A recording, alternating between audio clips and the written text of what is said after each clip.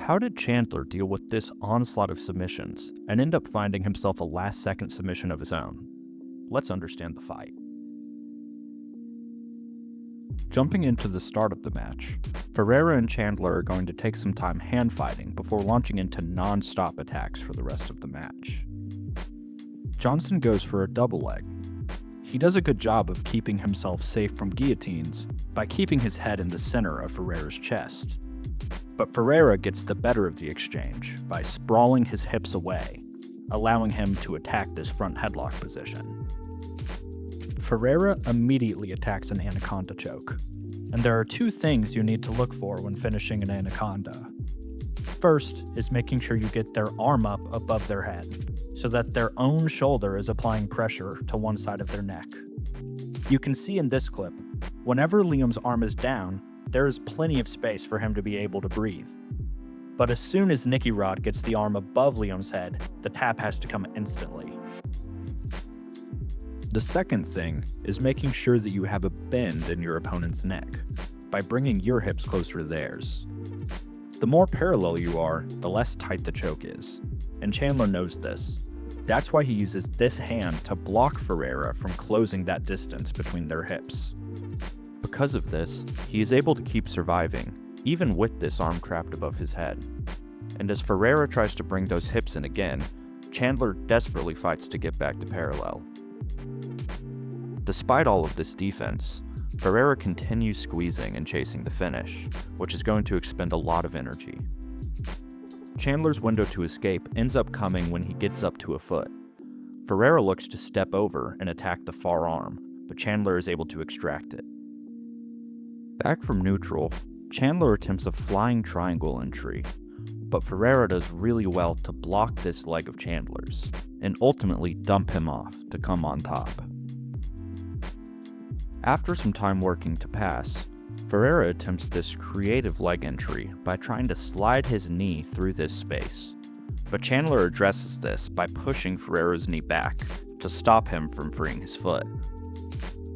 Chandler then uses this octopus position to try and scramble back to his feet, but Ferreira uses this as an opportunity to enter a truck position.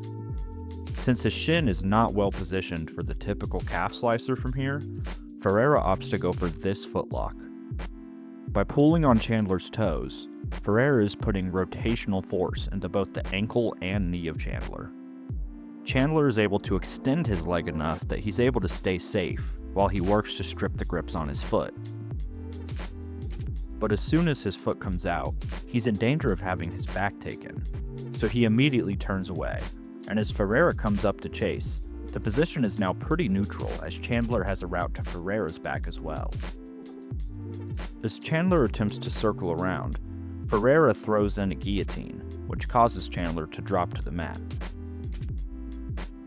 After working to pass for a while, Ferreira decides to sit back on a leg. Here he's setting up a reverse Aoki lock, but Chandler is making sure to push his leg deeper so that his heel won't float up onto Ferreira's ribs. When Ferreira takes his left foot off of Chandler's hip, he backsteps to clear the entanglement and begins trying to pass the guard of Ferreira. He works to pass for about the next minute or so, but as the round closes, we see Ferreira go for this donkey guard. He doesn't end up having time to get anything from it, but we will see him try that again throughout this match. We start the second round off with Chandler back attempting to pass Ferreira's guard. Ferreira is able to scoop under Chandler's leg and then bring his own leg across Chandler's body to enter into a leg attack. He starts out in this outside ashi position with a butterfly hook in, but he decides to change his angle into more of a knee bar attack. He then tries to pass Chandler's foot to the other side of his body, and Chandler's reaction leads to this backside 50-50 position. Chandler tries to roll out of it, but Ferreira follows and keeps hunting for Chandler's heel. And at the top of the second roll, Ferreira actually does get a bite on the heel. Once Chandler's hips hit the mat, it looks like it might be over. But during those rolls, Ferreira's hips actually came far enough down Chandler's leg that Chandler is able to turn his hips and slip his heel out to safety. From here, Chandler hits a quick butterfly sweep to come on top, but Ferreira is immediately able to bring his leg over to reap the right leg of Chandler. He uses the reap to extend Chandler away and expose the heel to attack an outside heel hook, but Chandler does well to keep turning back into Ferreira and pushing his heel down to the mat. Ferreira then scoops under Chandler's leg, but now without the threat of the heel hook, Chandler can turn away from Ferreira just fine, and he is able to deconstruct the entanglement and free his knee line. But as he stands up to pass, he leaves space for Ferreira to throw that leg back over and ends up getting into another very dangerous backside 50-50 situation. He manages to save himself by kicking his leg straight to slip the heel as he backsteps. His goal as he backsteps is to get rid of this foot hooking on his left leg so that he can turn this way to hide his heel and start freeing his knee line. He didn't get it this time, so he goes to roll again, and he has to stay aware as Ferreira is hunting his heel this entire time. He still didn't clear that foot, so he goes to roll again, but this time Ferreira doesn't go with him. So you can see him here finally clear that foot, and as soon as he does, Chandler is immediately able to free his knee line. Chandler works to pass for a while, and Ferreira is setting up another entry into that donkey guard we saw at the end of the first round. And Chandler does well this time to stand up and find a way to free his hips, but Ferreira enters into another reverse Aoki lock. Chandler ends up pulling his foot out and backsteps to face towards Ferreira, who immediately inserts this butterfly hook, pushes Chandler's heel onto his ribs, and attacks the traditional Aoki this time. Chandler grabs onto Ferreira's tricep and kicks his heel back through to defend, so Ferreira takes out the butterfly hook and throws it back across Chandler's leg.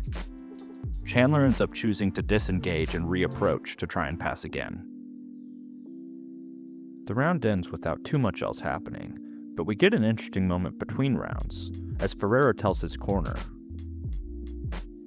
"We've seen him launch so many attacks. He doesn't have much left in the tank for round 3, but they're confident all he has to do to win is make it to the end."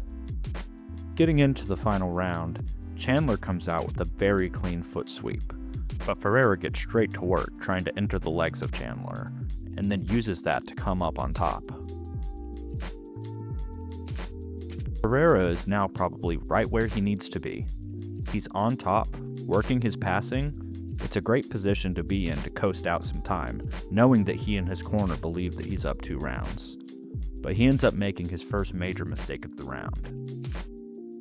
From this position, Ferreira is in no danger at all. He could move back to the center, he could just grab a rear body lock and try to keep Chandler up against the bowl. But instead he launches himself for some sort of attack that sends himself not only to bottom position, but to having his guard fully passed.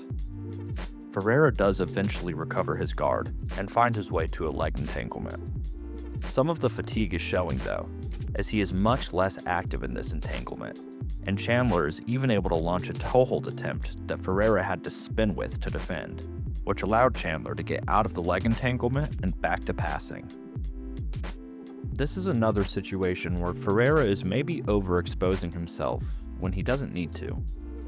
Here he really scoots in and reaches with both arms to try and gain connection with Chandler's legs, but with how far forward he leans, Chandler is able to snap a front headlock and then hit a clean knee cut straight through Ferreira's guard and into side control. Ferreira tries to counter the pass with a buggy choke, but Chandler sits up tall, makes sure his shoulder stays down to protect this space, and then dumps Ferreira off of him. Chandler ends up finding his way past Ferreira's guard and into north-south again. Ferreira tries to escape, but as soon as he goes to his knees, Chandler dumps him back to his side and attacks this Darce choke. Chandler does have the Darce locked well, and Darces are very similar to Anacondas in that the choke is less tight the more parallel your bodies are. So Chandler is going to try to get a bend in the neck of Ferreira so that he can secure the finish. Ferreira tries to do a back roll, hoping that his head will pop out, but Chandler's grip is too tight, and bringing his hips up like that actually makes the choke tighter. So he quickly gets his hips back away from Chandler's and blocks him from closing that distance with this hand. Chandler has now gotten his body perpendicular with Ferreira's, making the choke tighter. This forces another big rolling reaction out of Ferreira, and Chandler follows. But this time when Ferreira inverts, he is able to insert this foot and use that to help him fight to free his arm and head. Ferreira managed to get himself back to safety and just has to survive another 70 seconds to take it to the scorecards. But he is so gassed after that submission attempt that he can't do anything as Chandler just walks around his guard and secures north-south again. From there, Chandler briefly slides into mount, but Ferreira is able to get a guard back. Chandler is quickly able to get back past Ferreira's guard and start working towards his back. Ferreira gets great head positioning, so Chandler abandons the back to come up to mount with a gift wrap. Chandler uses that gift wrap to control Ferreira and steps his right leg over the other arm of Ferreira, setting up this mounted triangle with just over 30 seconds left to work. We get a good look here at the position, and we can see that Chandler is set up very well, but time is running short. He has the leg completely flush against the neck of Ferreira and can easily grab onto this arm and choose to attack that. He decides to go for the choke finish and rolls to his back so he can start making adjustments. As he rolls, he gets a great angle here, with his calf flat across Ferreira's neck. He then reaches to pull the left arm of Ferreira up, making the choke even tighter.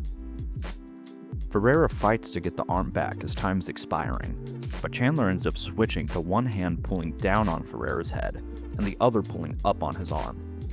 At this point, there's no more adjustments to be made. All Chandler can do is squeeze and hope that the adjustments that he did make are enough. And with 3 seconds left on the clock, Chandler gets the tap to secure the win from behind.